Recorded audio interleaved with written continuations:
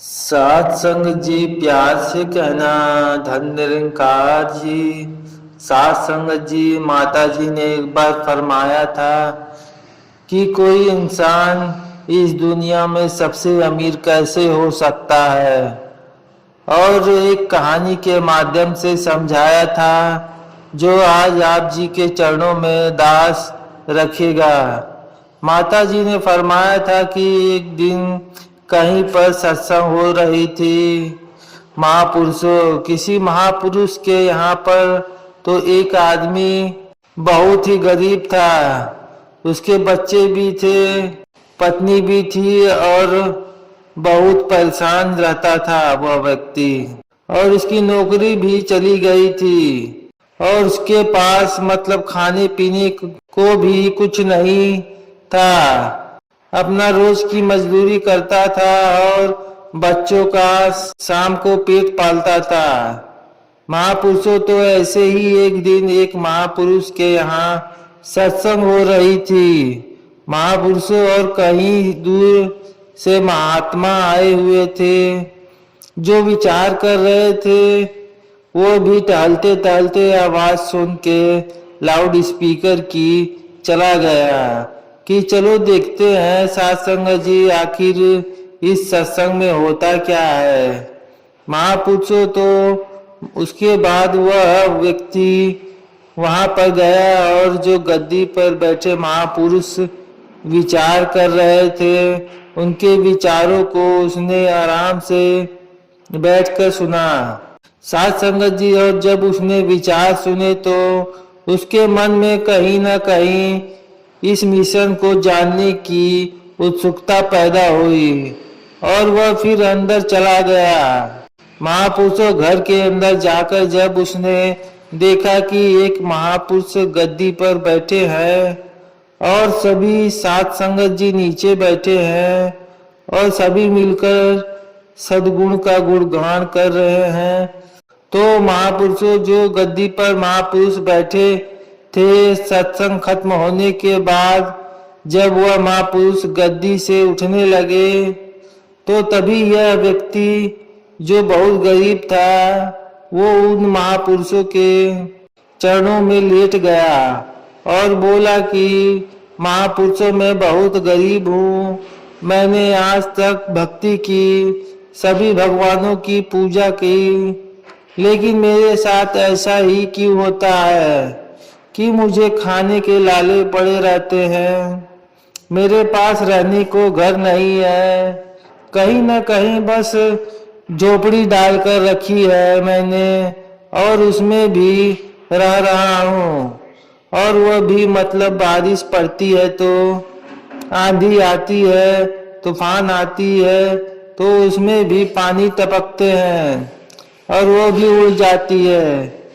महापुरुषों तो मुझे कुछ आप ऐसा मंत्र बता दो कि आप कहते हैं कि दुनिया का भला करने वाला यह सद्गुरु परमात्मा है, तो आप मेरे को कोई ऐसा मंत्र बता के जाओ जिससे मेरा उद्धार हो जाए।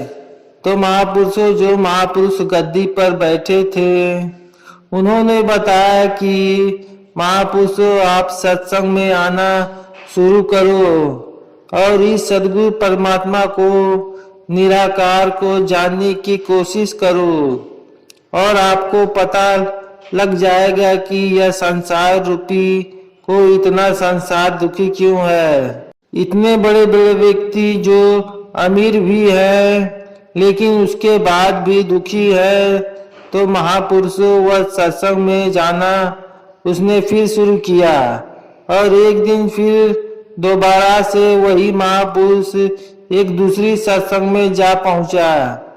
तो दूसरे सत्संग में जहां पहुंचा वो वहां पर भी यही सब उसने देखा कि एक महापुरुष गद्दी पर बैठे हैं और विचार कर रहे हैं, तो वह बड़े ध्यान से महापुरुषों के विचार सुनता था, एक एक उनकी बात सुनता था कि कहीं ना कहीं उसे कोई ऐसी बात मिल जाए जो उसके जीवन को बदल दे। उसने सत्संग में जाना शुरू किया महापुरुषों सत्संग में जाने के बाद जब वो महापुरुष गद्दी पर बैठे थे, उसने फिर से वही बात उन महापुरुषों से दोहराई।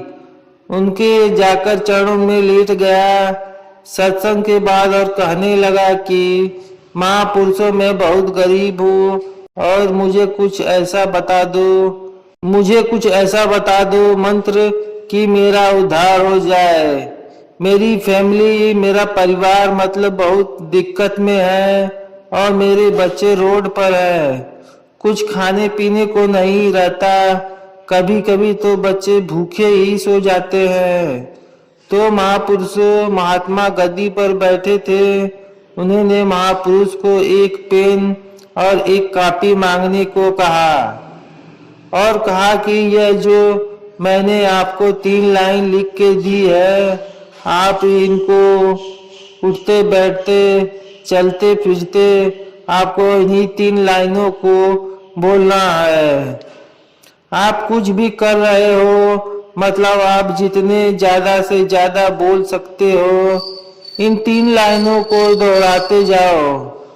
तो महापुरुषों उस सेवादार ने, मतलब जो वे व्यक्ति जो गरीब था, उसने वही किया।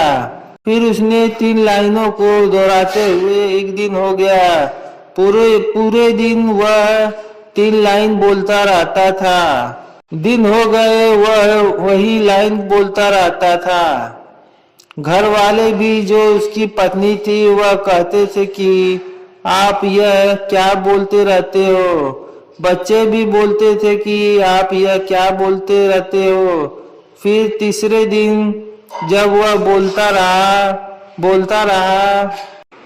बोलता थक गया बेचारा, तो वह कहीं पर गांव के पास में ही एक पेड़ के नीचे जा बैठ गया और फिर तीसरे दिन वह वहीं पर पेड़ के नीचे बैठा वहीं 3 लाइन दोहराता रहा था। क्योंकि उसको जो गद्दी पर महापुरुष बैठे थे, उन्होंने कहा था कि 3-4 दिन तक कम से कम तो यह आप लाइन दोहराते रहो। तो महापुरुषों जब वह पेड़ के नीचे बैठा हुआ था, वह 3 लाइन दोहराता रहा। तो तीसरे दिन भी पूरा व्यतीत हो गया। शाम को अपने घर गया, खाना वाना खाया और सुबह फिर वह अगले दिन बहुत और ज्यादा निराश हो गया। और निराश होने के बाद वह फिर सुबह ही उस पेड़ के नीचे जा बैठ गया दोबारा, और वह 3 लाइन फिर से दोहराने लगा। और चलकर आए, वह रास्ते से गुजर रहे थे महापुरुषों, और उन्होंने देखा कि पेड़ के नीचे कोई बैठा हुआ है, कोई बड़बड़ा रहा है। तो वह उसके पास गए।